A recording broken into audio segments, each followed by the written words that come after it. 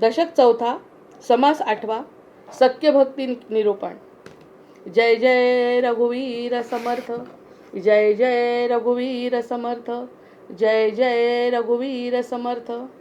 सदा सर्वदा योग तुझा घडावा, तुझे कारणी देह माझा पडावा. उपेक्षू नको गुणवंता अनंता, रघुनायका मागणे हीची आता. मनोजवं मारुततुल्यवेगं, जितेन्द्रियं बुद्धिमतां वरिष्ठं. वातात्मजं वानरयूथमुख्यं, श्रीरामदूतं शरणं प्रपद्ये. शुकासारिखे पूर्णवैराग्य जाचे, वसिष्ठा परिज्ञान योगेश्वराचे. कवी वाल्मिका सारिखा मान्य ऐसा, नमस्कार माझा सद्गुरु रामदासा. जयाचा जगी जन्म नामार्थ झाला, जयाने सदा वासनामात केला. जयाच्या मुखी सर्वदा नाम कीर्ती, नमस्कार त्या ब्रह्मचैतन्य मूर्ती. आहे तू जननी मदीय नकळे, अज्ञान मी लय करू. घाली गे निज प्रेम पाखर सदा, दूरी नको गे करू. प्रेमे बाहत मुक्त कंठ करुनी, नाही तुझे बंधन.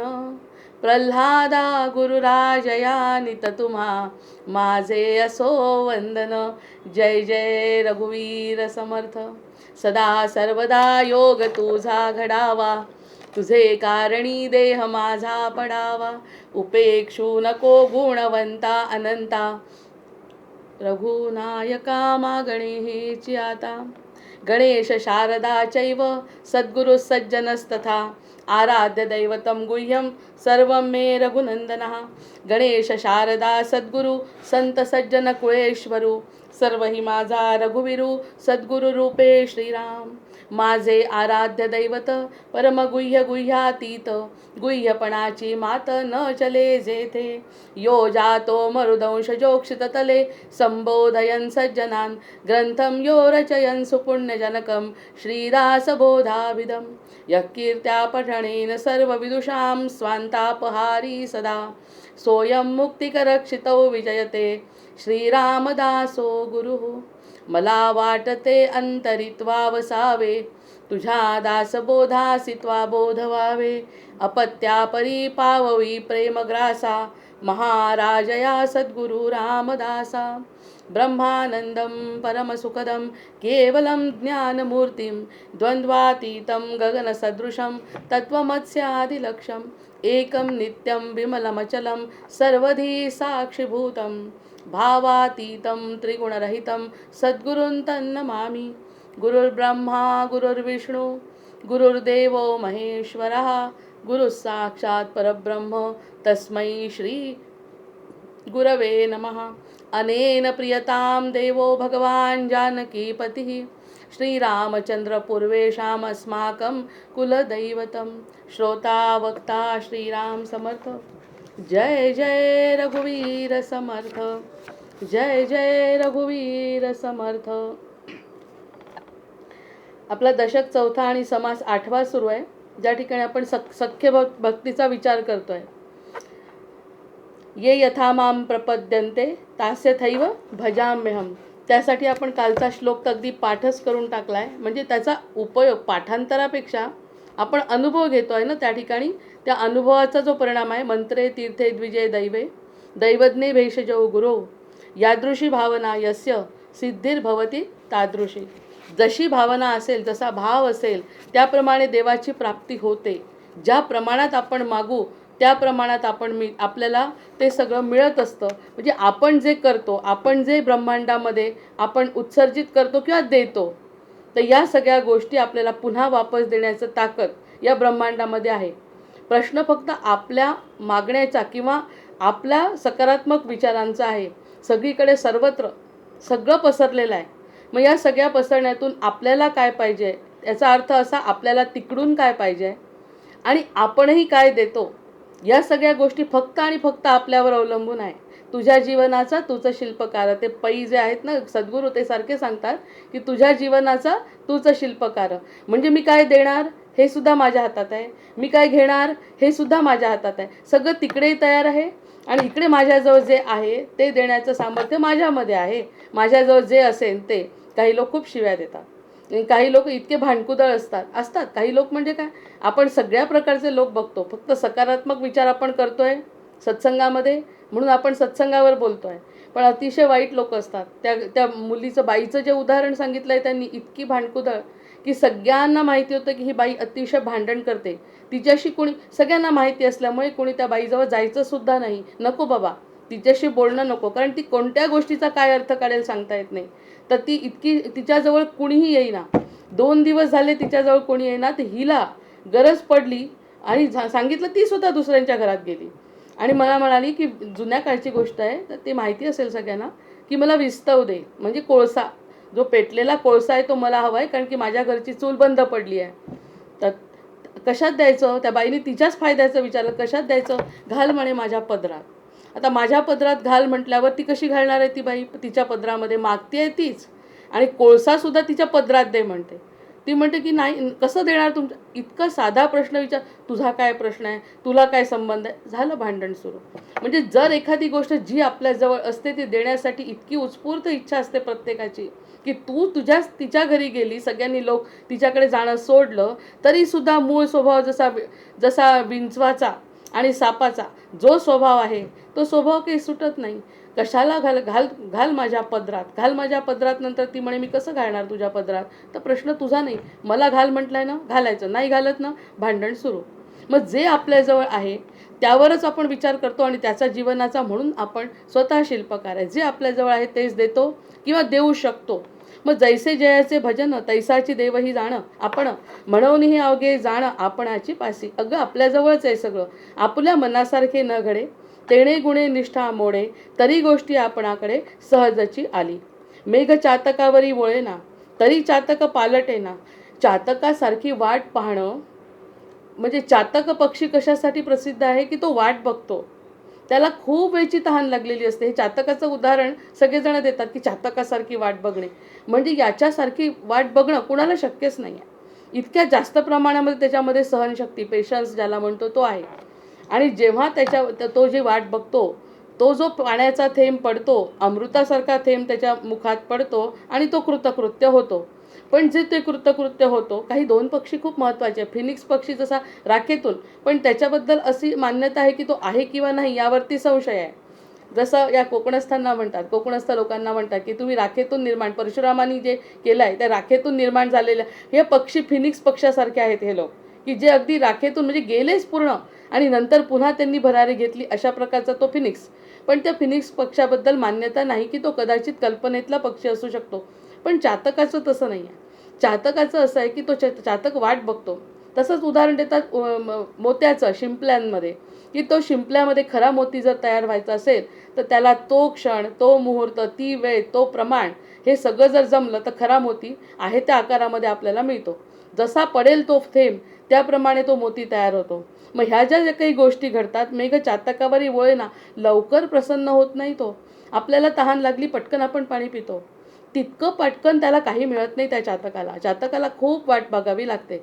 मग चातकाला जर वाट बघावी लागते, तरी चातक पालटे ना, तरीसुद्धा तो पालटत नाही. मग यासाठी आपण म्हटलं ना की संकट जर आली आणि संकटाचं उत्तर मिळत नसेल, संकटावरती आपल्याला जर काही मिळत नसेल, त्याच्या प्रमाणात जर कृपा वाटत नसेल आपल्याला भगवंताची, तर वाट पाहायची आपण. जितकी जास्त वाट बघू तितकी जास्त आपल्याला आणखी जास्त प्रमाणामध्ये त्याची कृपा मिळते. पण जेव्हा मिळत नाही, जेव्हा आपण बोगद्यामध्ये असतो, म्हणजे बोगद्यामधला जो प्रवास सुरू आहे, तर त्याला दुसरा भाग दिसत नाही उजेडाचा, तोपर्यंत हा बोगदा संपत नाही, तो अंधारात आहे असं वाटतं, की पुढे काय आहे हे आपल्याला कल्पना नसते. जसं आपण एखादी गोष्ट ठरवली, ही गोष्ट मला करायची आहे, हे जरा निश्चित माहिती आहे की मार्च महिन्यामध्ये परीक्षा होणार आहे आणि मार्च महिन्यामध्ये मी पेपर सोडवणार आहे आणि त्याचा निकाल जो जूनमध्ये लागणार आहे आणि त्याच्या निकालानंतर मी पुढच्या परीक्षेला जाणार आहे. या सगळ्या गोष्टी ठरलेल्या आहे. माझं लग्न झाल्यानंतर काय होणार आहे, माझं स्वतःच्या मुलांचं मी काय ठरवलं आहे, या सगळ्या गोष्टी हे काही बोगद्यात नाही आहे.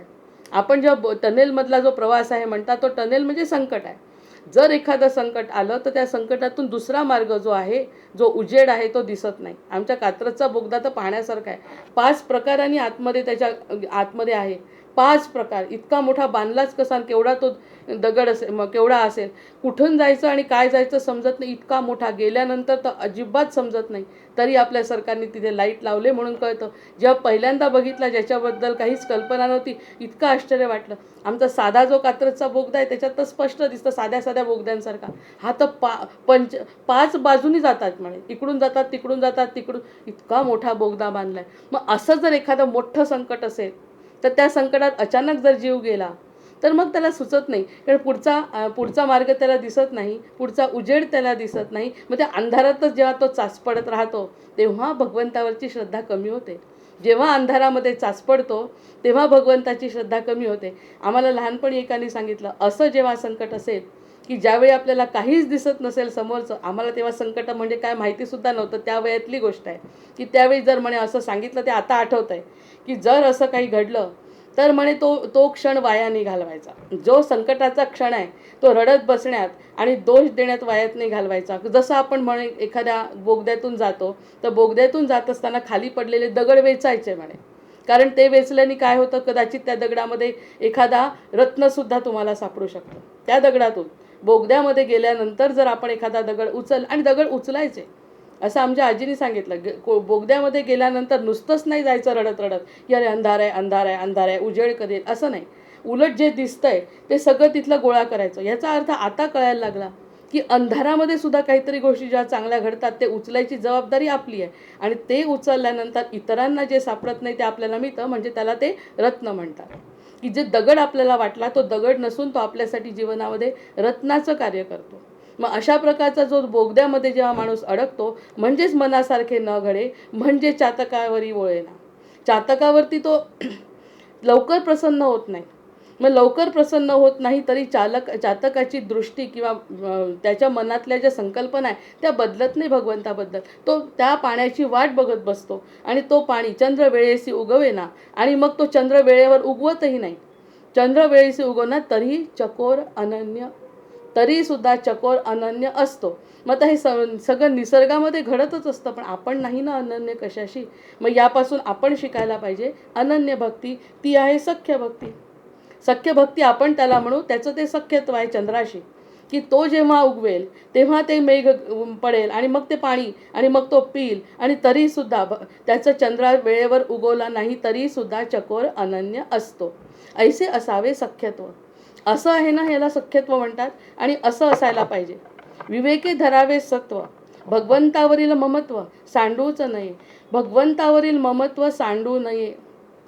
सुदामाचं उदाहरण किती छान आहे. सगळे कपडे काढून घेतले, दिले, सगळं दिलं, अगदी पूर्ण भरवलंय त्याला, त्याचे पाय धुतले, त्याला खायला प्यायला दिलं, त्याला नवीन कपडे दिले, सगळं दिलं. तो त्यांनी पण भारावला नाही, कारण त्याला ते नकोच होतं. त्याला फक्त कृष्णाची भेट हवी होती. पण तिथे गेल्यानंतर सगळं दिलं आणि जायच्या वेळी पुन्हा काढून घेतलं. आणि तिथे फक्त काय एक दिवसासाठी दिलं होतं, फक्त कृष्णाच्या सोबत राहताना तुझं काही कमी व्हायला नको मान म्हणून तुम्हाला चांगले कपडे दिले बरं, कारण तुझा तो राजा आहेस ना, तू तिथला द्वारकाधीश आहेस. मग त्या द्वारकाधीशाचा मान जायला नको म्हणून असा हा जो भिकारी मित्र आलाय त्याला सजवलं की काय. आपल्यासारख्यांच्या मनात हेच प्रश्न येणार आहे. म्हणून प्रश्न तत्वाचा आहे. हे जे लेखन झालं सगळ्यात पहिल्यांदा विचारांना गती मिळाली. प्रश्न तत्वाचा आहे, त्या ठिकाणी या वृत्तीचा प्रश्न नाही आहे. मग वृत्तीचा प्रश्न आहे. मग त्यांनी म्हटलं की हे सगळं घडत असताना सगळे कपडे जेव्हा काढून घेतले, मनामध्ये निशंका येतो कोणत्याही प्रकारची. असं निशंकत्व, असं सख्यत्व फारच दुर्मिळ आहे. आणि जे दुर्मिळ असतं तेच साध्य आहे. जितकं दुर्मिळ असेल तेच साध्य आहे. आपल्या मनाने विचार करतो माणूस की असं जर घडत असेल तर आपण दुर्मिळ व्हायला पाहिजे ना. जर आपल्याला ईश्वराने निवडलं आहे, पहिल्यांदा तर आपल्याला जन्म दिला आहे महत्त्वाचा, नरदेह, चांगल्या कुळामध्ये, चांगली संगत आहे, या सगळ्या गोष्टी आहेत. आता पुढचं कर्तव्य आपलं आहे. इथपर्यंत तर देवाने आणून ठेवलं आहे. आता याच्या पुढचं कर्तव्य, त्याच्यावरची श्रद्धा कधीही ढळून न देणे हे माझं कर्तव्य आहे. हे जरी फक्त कर्तव्य केलं तर मग जसं त्यांनी काही म्हटलं नाही, निघून गेला. कोणालाही हाच विचार आला असता की माझ्या अंगातले कपडेसुद्धा यांनी काढून घेतले, रस्त्याने तरी श्रीकृष्ण श्रीकृष्ण म्हणत रस्त्याने आला, तर घरापर्यंत आल्यावर ओळखता सुद्धा नाही आलं, त्याच्या बायकोला नाही आणि त्याच्या घराला नाही, त्याच्या गावाला नाही.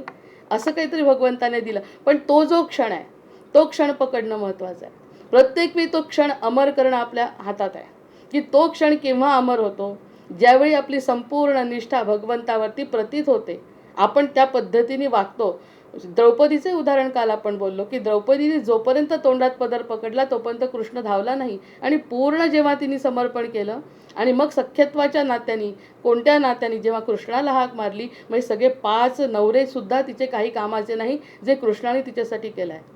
मग या सगळ्या गोष्टी म्हणा, आजीने सांगितलेल्या गोष्टी असो, हे सगळे चातकाचं उदाहरण असो, सुदाम्याचं उदाहरण असो, द्रौपदीचं उदाहरण असो, कशाला चकोरापेक्षा तर आपली शबरी आहे रामाच्या चरित्रामधली, की ज्या शबरीला म्हणजे काय म्हणावं, आपला जो तो शब्द नाही आहे. एक गुरुनी कधीतरी सांगितलं आणि गुरु प्रत्यक्ष नाही सुद्धा, गुरु निघूनही गेले, आणि गुरूंनाही केवढा विश्वास, आणि गुरूंनाही कळतं की ह्या व्यक्तीला भगवत प्राप्ती होणार आहे. कशाला?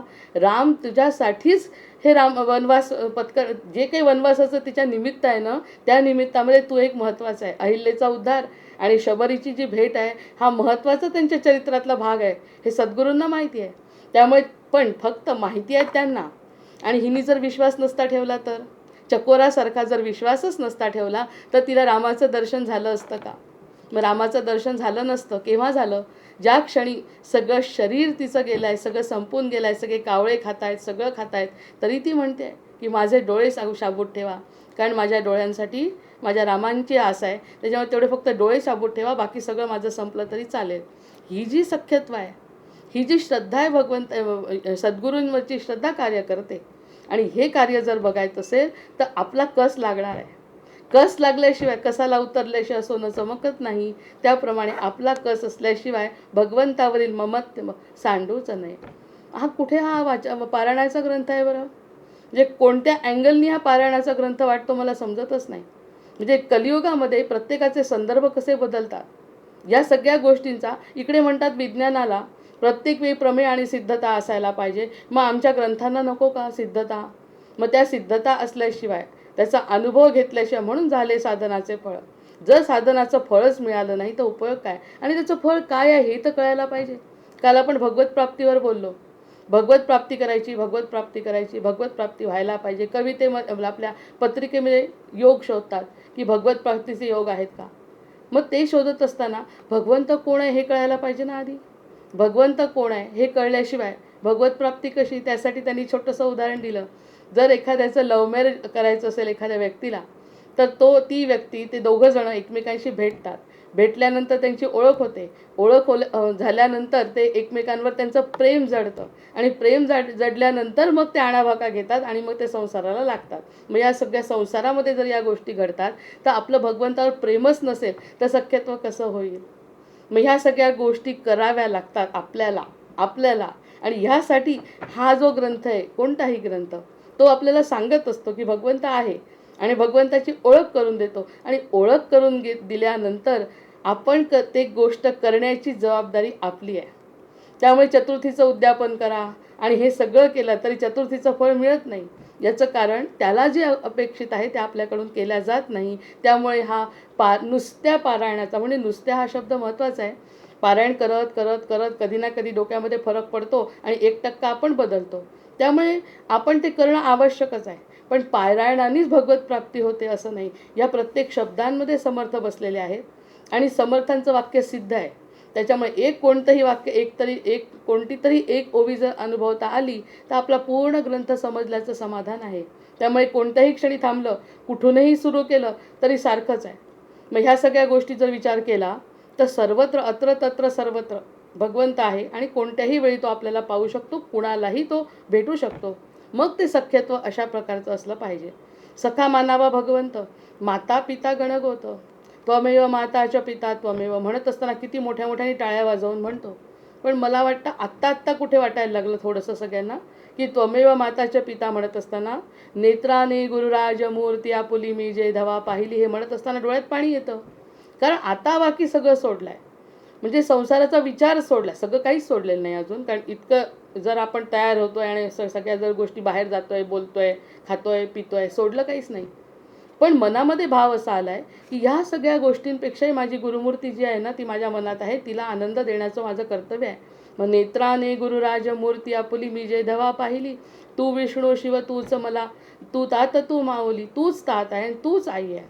आता आई जरी गेली, माऊली जरी गेली, तरी ते तत्व माझ्यासोबत आहे. तू तात तू माऊली, झाला भाव मनात या मग करू कोणास पाचारण, प्रल्हादा गुरु राजया नित तुम्हा माझे असो वंदन. मग हे जे वंदन भक्ती आहे, हे जे सख्यत्व त्याला जाणवलं पाहिजे.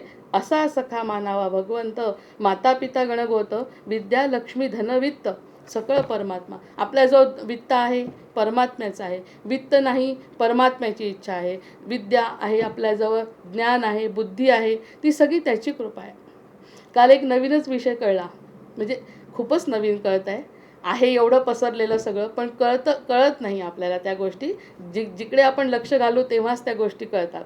आणि मला कळल्यानंतर इतरांना त्या माहिती असल्या तरी मला काहीच कळत नाही की कुणाला काय माहिती आणि काय नाही. त्यामुळे मी मला जे वाटलं ते सांगते. काल त्यांनी सांगितलं ज्ञान म्हणजे काय आणि नाही ज्ञान, खरं ज्ञान म्हणजे काय.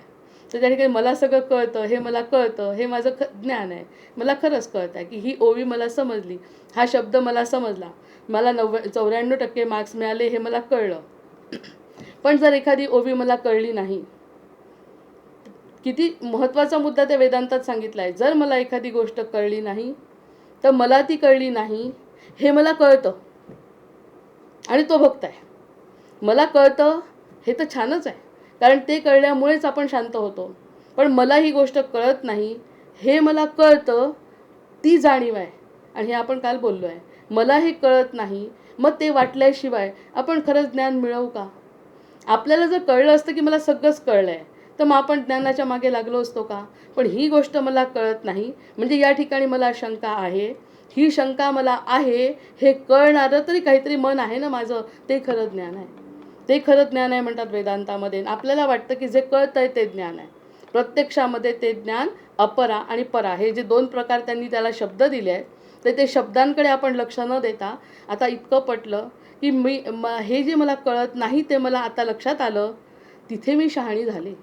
तोपर्यंत शहाणपणा आणि बुद्धी या कोणत्याही गोष्टींना वेदांताच्या दृष्टीने किंवा भगवत प्राप्तीच्या दृष्टीने किंवा धार्मिक क्षेत्रामध्ये किंवा भक्ताला काहीच महत्त्व नाही. मग आता जेव्हा कळायला लागतं ते अनन्यत्व जे आहे, विद्या लक्ष्मी धन वित्त सकळ परमात्मा, सगळं परमात्मा आहे. परमात्म्याबद्दल तर बोलावं तितकं सद्गुरूंपेक्षा मी बोलत होती ना जेव्हा आधी, तर सद्गुरूंबद्दल बोलताना जसे शब्द खुंटतात तसे परमात्म्याबद्दल संपतायत शब्द. आता आज परमात्म्याचं ऐकलं सगळं की परमात्मा म्हणजे काय. मग परमात्मा आपण आत्म्याचं रूप म्हणतो. आता गणपतीचं त्यांनी सांगितलं आज की गणपतीबद्दल जेव्हा म्हणतो आपण काय जुने लोक वेडे आहेत का की मार्गशीर्षामध्ये गणपती आणि अश्विनात देवी हे सगळे जे सांगतात त्याच्याबद्दल नाही बोलत जास्त. पण बुद्धीचं जे जे काही दिसतं सगळ्यांमधलं बुद्धीचं, आता बुद्धीबद्दल बोलतोय म्हणून बुद्धीचं, जिथे कुठे बुद्धी दिसते ती सगळी बुद्धी एकत्र केली तर त्याचं जे रूप आहे ते गणपती आहे. ममत्वाचं सगळं एकत्र केलं, बायकांच्या मधलं, माणसांमधलं, मुलांमधलं, प्राण्यांमधलं ममत्व एकत्र केलं तर दुर्गेचं रूप आहे. मग आपण दुर्गेला कशा पद्धतीने नमस्कार करू आता. म्हणजे 33 प्रकारचे जे देव आहेत ते आपल्या ऋषी मुनींनी असं विश्लेषण केलं आहे की तुझी बुद्धी चांगली आहे, सगळ्यांच्या चांगली बुद्धी एकत्र करून, म्हणजे आपल्याला असतं किती छान ज्ञान आहे, थोडंफार तरी ज्ञान आहे.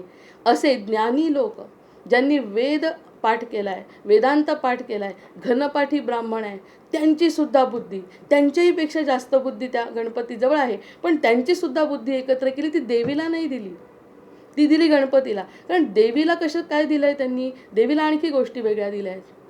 मग हे जेव्हा एकत्रीकरण होतं म्हणजे आमच्यामध्ये जो अंश आहे तो अंश सगळ्यांमधला एकत्र घेऊन, मूर्खांमधला, अज्ञानी लोकांमधला, ज्ञानी लोकांमधला सगळा अंश घेऊन ते एकत्रित जे स्वरूप आहे ते म्हणजे गणपतीचं स्वरूप आहे. काल चतुर्थी असल्यामुळे त्याचं ऐकलं आणि ते गणपतीचं स्वरूप आहे. आता माझ्यामधलं जे ममत्व आहे, इतरांमधलं जे ममत्व आहे ते एकत्र घेतलं.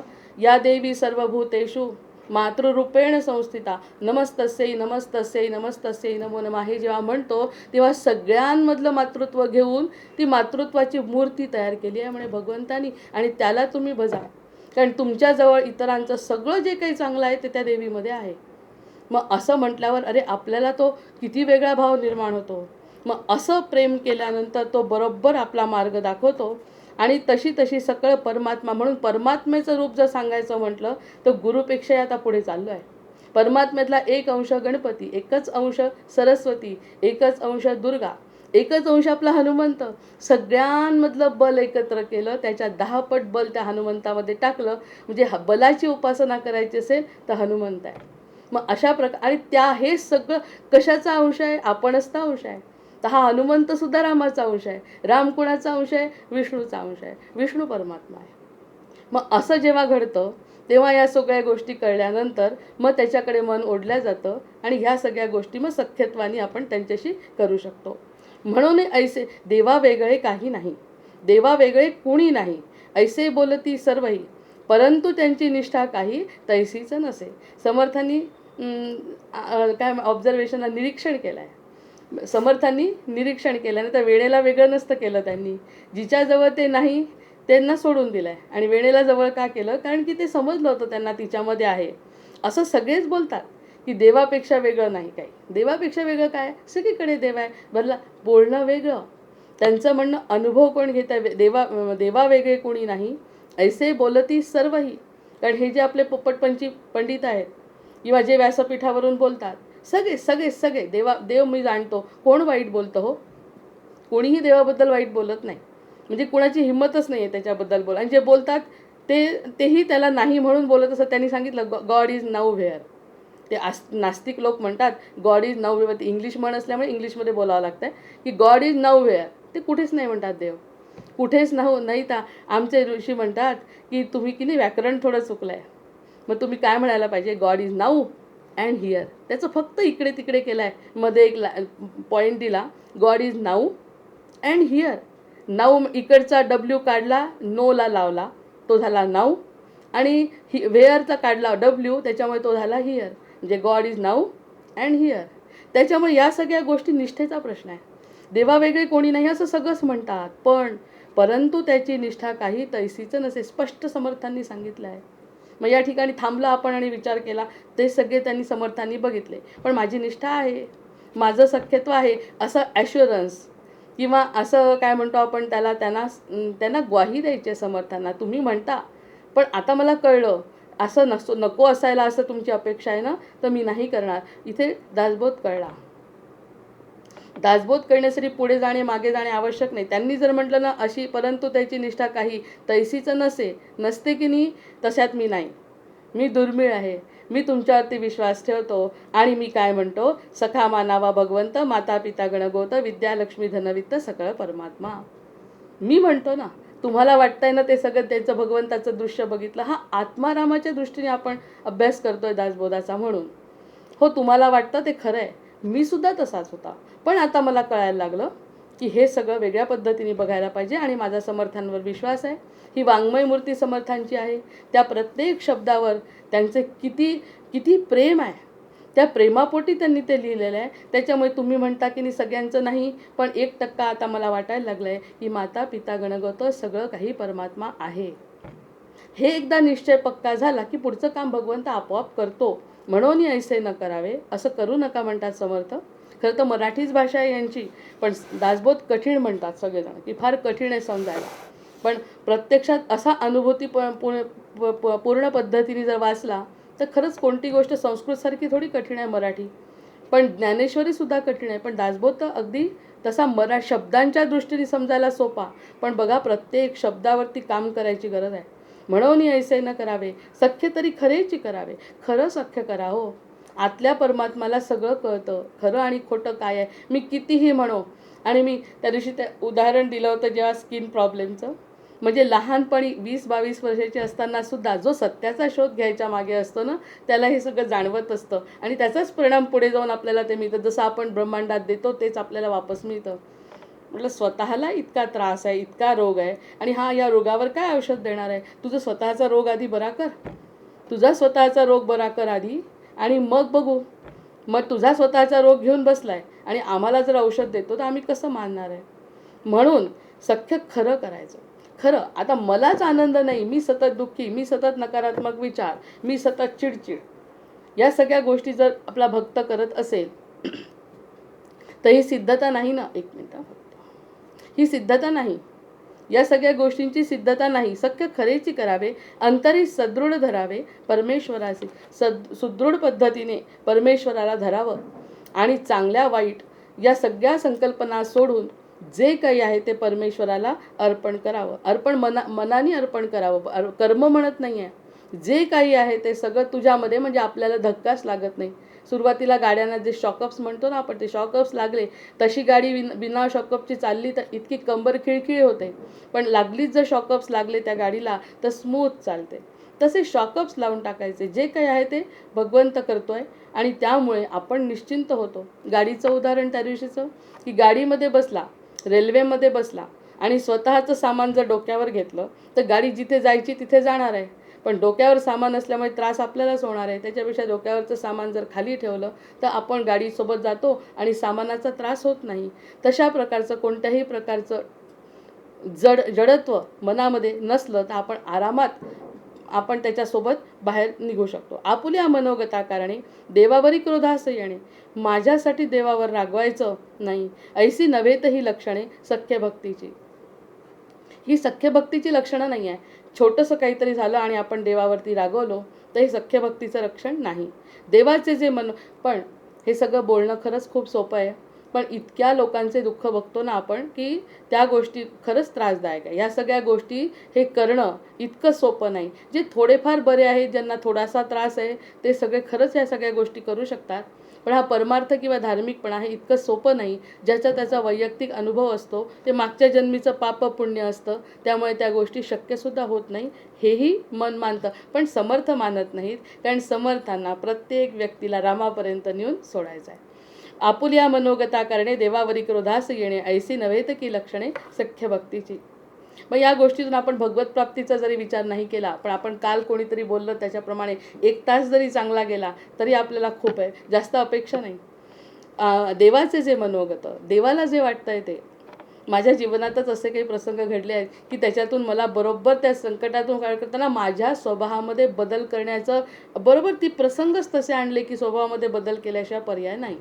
आणि सांगताही येत नाही आणि बोलता येत नाही. स्वतःमध्ये बदल केल्याशिवाय त्या संकटातून बाहेर पडणं शक्य नाही. आणि जेव्हा आपण त्या संकटातून किंवा त्या दुःखातून बाहेर पडतो तेव्हा आपण म्हणतो, ते हिंदीमध्ये एक गाणं लिहिलं आहे की मैंने मेरे गुरु को मेरे लिए लढते देखा है. मी स्वतः बघितलं आहे, ते प्रत्यक्ष रूपात नाही, पण जेव्हा त्या संकटातून बाहेर पडतो तेव्हा म्हणतो की मैंने मेरे गुरु को मेरे लिए लढते देखा है. कोण बघू शकतं असं? जसं आपण त्या सिनेमामध्ये बघितलं की गाडी चालवायला प्रत्यक्ष स्वामी समर्थ बसतात त्याच्या ड्रायव्हिंग सीटवरती. तू आता बाजूला हो, तू झोपला तरी चालेल, ड्रायव्हर मी आहे. मग अशा प्रकारचे काही अनुभव प्रत्येकाला येतात आणि मग त्यावेळी स्वामींवरची श्रद्धा प्रत्येकाची वाढते. देवाचे जे मनोगत आहे त्याची आपले उचित, त्याला जसं वाटतं तसं माझ्यासाठी योग्य आहे, कल्याणकारी आहे. हा अतिशय कठीण मंत्र आहे. आपल्याला ते वाटतं ते घडत नाही आणि त्याला जे वाटतं आहे त्याला सामोरं जाणं हे अतिशय कठीण आहे. काल रामायणातला जो प्रसंग अचानक डोळ्यासमोर आला, त्या ठिकाणी विष्णूची पूजा करते कौसल्या. आता विष्णू सूर्यवंशी श्रीराम, विष्णूची इतकी सुंदर मूर्ती दाखवली आहे. साग्र संगीत पूजा करते अगदी कौसल्या आणि त्या सखीला सांगते इतक्या प्रकारचं नैवेद्य त्या विष्णूला.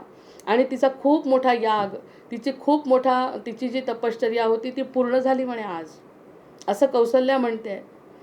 म्हणजे त्या पूर्ण रामायणामध्येच आपल्याला शिकायला मिळतं आणि इतकी आनंदात असते. आज मला तृप्त वाटतं आहे, कारण मी जी काही उपासना केली ती आज माझा 1.25 महिना पूर्ण झाला आहे आणि आज मला खूप शांतता मिळते. सगळ्या प्रकारची फुलं आणि देवाला वाहते आहे, सुगंध सगळीकडे दरवळलेला आहे आणि राम येतात कौसल्येकडे. इतकी सुंदर पूजा झाली, म्हणजे तिचं काही कमी आहे का? तिचं काही चुकलं आहे का? सगळं पूजा मनापासून केली, तिची अपेक्षा पण नाही आहे काही.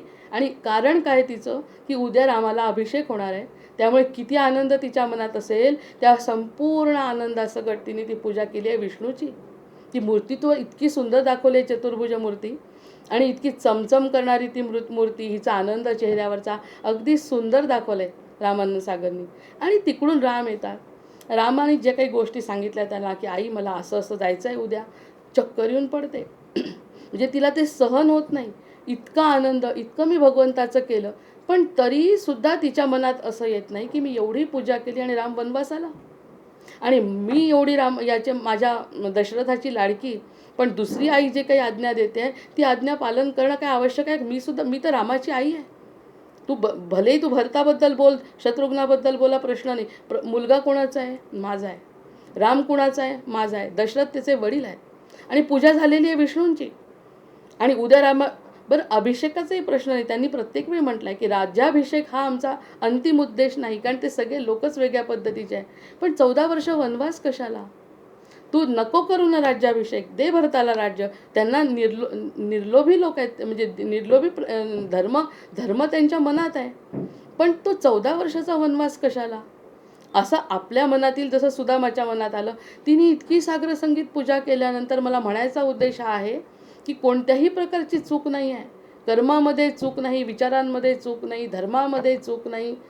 तरीसुद्धा राम काय सांगतोय, आणि तो स्थितप्रज्ञ, तो इतका स्थितप्रज्ञ. त्याचं कारण आपण योगवसिष्ठात पाहिलं आहे. तो नररूपात आलेला आहे आणि नररूपात आल्यावर मला म्हणे त्रास होतो आहे. मग वसिष्ठ त्याला जवळ घेऊन बसतात आणि सगळा उपदेश करतात. त्यामुळे तो झाला आहे शांत. तो पूर्णपणे निर्विकार झालेला आहे. नररूपात असून सुद्धा त्याला सगळं ज्ञान झालं आहे आता, कारण वसिष्ठांनी त्याला 11व्या वर्षी ते ज्ञान दिलं आहे. मग ते ज्ञान दिल्यामुळे त्याला ह्याचं काही वाटत नाही. पण आईला जेव्हा सांगतो तेव्हा आई अगदी कोसळते. तिला जवळ घेतो, चेहऱ्यावरचं हास्य कमी नाही. ती म्हणते मी येते तुझ्या, ते तुझा यायचा प्रश्न नाही. 14 वर्ष थांब, 14 वर्षांनी मी वापस येतो. ती म्हणते 14 वर्ष मी राहीन की नाही माहिती नाही. त्यानंतर वडील जातात, ती विधवा होते, मुलगा नाही, आणि जीवनात राम नाही. मुख्य म्हणजे आपण जी पद्धत म्हणतो राम नाही, तिच्या प्रत्यक्ष जीवनात राम नाही. यशोदेच्या जीवनात कृष्ण नाही, ज्याच्यासाठी तिचं जीवन आहे. तरी स्थितप्रज्ञ आहे. काय मिळालं आहे त्यांना? त्यांच्या मनाविरुद्ध श्रीकृष्ण निघून गेलाय. तिच्या मनाविरुद्ध नवऱ्याचं ऐकून रामाला वनवासाला पाठवते. त्या आईचा सुद्धा राग नाही, त्या विष्णूवर राग नाही. म्हणजे रामानंद सागरांनी दाखवलं नाही असं नाही. प्रत्यक्ष चरित्र जेव्हा वाचतो रामाचं, कोणत्याही प्रकारचा विष्णूकडे जाऊ, काय रे विष्णू तो असं केलं, एवढा 1.25 महिना तुझ्यासाठी जप केला आणि काय मला पाहायला लावतो, माझा राम चालला, काही चुकीचं होतं का बोलणं? पण नाही. मग हे जे नाही असतं ते देवाचे जे मनोगत त्याची आपुले उचित, इच्छेसाठी भगवंत अंतरू नये की. म्हणून त्यांनी जसा अंतरला नाही, त्यांनी एवढा प्रसंग त्यांच्या जीवनावरती आला. काटेकुट्यात बिचारी सीता तर माहेरची श्रीमंत, सासरची श्रीमंत, सून राज्ञी आहे ती. राज्ञी म्हणतात तिला. मग ही राज्ञी म्हणतात म्हणजे काय आहेच ती. पण तिच्या जीवनातली दुःख बघितल्यानंतर ती म्हणते सगळं काही माझं ठरलेलं आहे मागच्याच जन्मी. मग हे सगळं ठरलेलं आहे म्हटल्यावर त्यांना काही वाटत नाही. मग हे समर्थांचं चरित्र वेगळं आणि रामाचं चरित्र वेगळं. समर्थांनी स्वतःहून निर्णय घेतला आहे की मला असं म्हणजे असंच करायचं आहे. पण रामाचा हा स्वतःचा निर्णय नाही. राम धर्मपालक आहे. म्हणजे प्रत्येक गोष्ट जर विचार केली तर प्रत्येक गोष्टीतून आपल्याला जे पाहिजे ते आपल्याला काढता येऊ शकतं आणि त्याचा परिणाम आपल्या जीवनावर आपण करून घेऊ शकतो. देवाचे जे मनोगत म्हणजे विष्णूच्या मनात जे आहे ते घडणार आहे म्हणतो तो. आणि रामाला हे कळतं आता. तसा तो असं म्हणत नाही. त्याच्यावरती शंका घेतली पार्वतीने की म्हणे राम असा परब्रह्मरूप म्हणता तुम्ही, म्हणजे तिचा जन्म बघा, आणि तरी तुम्ही असा वेड्यासारखा काय करतो, रडतो काय बायकोसाठी वगैरे, हे सगळे त्यांच्यावर शंका पण घेतात. इतका तो नररूपामध्ये वावरतो आहे प्रत्येकाच्या समोर. काहीही चमत्कार करत नाही. कोणत्याही प्रकारचे चमत्कार न करता त्रासही सहन करून घेतो, दुःखही भोगतो. आणि ते दुःख भोगत असताना तो म्हणतो सगळी भगवंताची इच्छा. कारण याचं ज्ञान त्यांना वसिष्ठ ऋषींकडून मिळालं आहे. तसं ज्ञान आपल्याला समर्थाकडून मिळावं. तसं जर ज्ञान मिळालं तर सुखदुःखांच्या पलीकडे काहीतरी आहे. भगवंताची इच्छा त्याच्या पलीकडे आहे. आणि ते आपल्यासाठी वाईट असू शकत नाही. कारण आपण जितकं वाईट वागू त्याचं काही त्याला घेणं. जर आपण त्याला समर्पण केलं, एकदा का त्या गंगेमध्ये आपण जर डुबकी देऊन आलो त्याच्यानंतर चूक करायची नाही, हेच फक्त आश्वासन पाहिजे तिला. मागचं सगळं गंगेला मिळालं अशी म्हण आहेच. देवाचे जे मनोगत त्याची आपुले उचित, इच्छेसाठी भगवंत अंतरू नये. अंतरायचं नाही बिलकुल. ते पाप आहे. सगळ्यात मोठं पाप आहे भगवंताला न ओळखणं. कारण भगवंतांनी जन्म आपल्याला फक्त त्याला ओळखण्यासाठी दिला आहे, आनंदासाठी दिला आहे, दुःखासाठी दिलेला नाही. या दुःखाच्या वर मी आहे, तुम्ही फक्त माझ्याशी सख्यत्व करा. इथे आपले हे जे आहे निरूपणाचा भाग या ठिकाणी आपण अगदी संपवू शकतो. याच्यातली ही ओवी आपल्या अनुभवाला आपण आणू शकतो. देवाचे इच्छेने वर्तावे, देव करील ते मानावे, मग सहजाची स्वभावे कृपाळू देव. एकदा का त्यांनी म्हटलं तसं जर त्याची इच्छा, जर मी माझी इच्छा मिळवली तर मग बाकी कृपाळू आहे देव. अरे आपल्या आईला बघवत नाही आपल्या मुलाला त्रास झालेला, तर देवाला कसं बघवेल? किती गोड लेकरू आहे, काही कधी चुकीचं करत नाही, कधी पाप करत नाही, कधी मागच्या जन्मीचं बिचारा भोगतंय. आणि दुसरी गोष्ट आता आता आता तर काही करत नाही तो पाप, असा विचार मी माझ्या मनाशी करते बरं जेव्हा देवाशी बोलतो तेव्हा, की आता तर मी ती जी आहे ती काही आता पाप करत नाही, पूर्वी केलेलं बिचारी मला म्हणते आहे ना की झालं चुकलं माझं क्षमा कर, मग आता ती करत नाही, ती चांगली आहे तरी तिचे भोग संपतच नाही, हा विचार त्याला करू द्यायचा. आपण फक्त त्याच्या पायाशी राहायचं, असं आपलं आपलं हलकं करून टाकायचं. मग कृपाळू आहे जो देव तो आपल्याला निश्चित दिसतो असं समर्थ म्हणताय, त्याच्यावरती आपण विश्वास ठेवायला काय हरकत आहे. पाहता देवाची कृपेसी. आणि देवाची जर कृपा बघायची असेल, मातेची कृपा कायसी, आता तेच बोलली, मातेची कृपा कायसी. आपली आई आठवायची प्रत्येकाने, किंवा आपली मुलगी आपल्या बाबतीत काय विचार करते हा आठवायचा. माता म्हणजे वडीलसुद्धा मातेच्याच रूपात असतात बरं, वडिलांना काही वेगळं नाही. म्हणजे पुरुषसुद्धा मातृहृदयी असतात, कारण त्यांच्यामध्ये अर्धा गुण स्त्रीचा असतो, ते सुद्धा हेलावतात मनातल्या मनात, त्यांनासुद्धा दुःख होतं, म्हणजे मातृ. मग ते म्हणतात पाहता देवाच्या कृपेसी मातेची कृपा कायसी. मातेची कृपा बघा, माता काय विचार करते आपल्याबरोबर. मला जर एखादं संकट आलं तर रात्रभर 14 तासाच्या अंतरावर असलेली आई झोपत नाही रात्रभर, ती करू काहीच शकत नाही भले, पण ती झोपत नाही. ह्याच्यातच तर आपल्याला प्रेम मिळतं, आपल्याला आधार मिळतो, आपल्याला शक्ती मिळते. बाकीचे म्हणतात बरं झालं असं झालं, असं होणारच होतं, चूकच किती केली आहे त्याच्यामुळे हे भोगावंच लागणार, हे सगळे लोक बोलतात. पण आपली आई रात्रभर जागी असते, करू काही शकत नाही, आशीर्वाद देते, शुभेच्छा देते, आणि याचा अनुभव प्रत्येक जीवानी घेतलेला आहे. त्यामुळे पाहता देवाचे कृपेसी मातेची कृपा कायसी. मातेची कृपा काय आहे?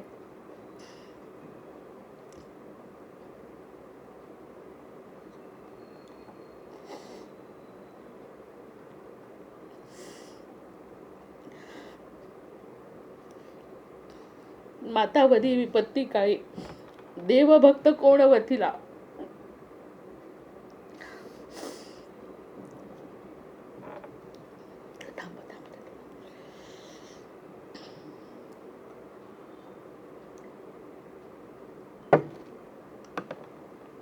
देवभक्तांचा कैवारी, देव पतितांसी तारी, देव होय सहाकारी. अनाथांचा मी 5 ओळी म्हणते, थांबते. देव अनाथांचा कैपक्षी, नाना संकटापासून रक्षी, धाविन्नला अंतरसाक्षी, गजेंद्रा कारणे श्रीराम. देव कृपेचा सागरू, देव करुणेचा जळधरू, देवांसी भक्ताचा विसरू, पडणार नाही श्रीराम. देवप्रीती राखो जाणे, देवासी करावे साजणे, जीवलगे आघवी पिसुणे, कामान येती श्रीराम. देवप्रीती राखो जाणे, देवासी करावे साजणे, जीवलगे अवघी पिसुणे, कामान येती श्रीराम. सख्य देवाचे तुटेना, प्रीती देवाची विटेना, देव कदा पालटेना, शरणागतासी श्रीराम. म्हणून सख्य देवासी करावे, हितगुज तयासी सांगावे, आठवी भक्तीचे जाणावे, लक्षण ऐसे श्रीराम. जैसा देव तैसा गुरु, शास्त्री बोलिला हा विचारू, म्हणून सख्यत्वाचा प्रकारू, सद्गुरुसी असावा श्रीराम. जय जय रघुवीर समर्थ. इति श्री दासबोधे गुरुशिष्य संवादे सख्य भक्ती निरूपण नाम समास अष्टम. श्रीराम जय जय.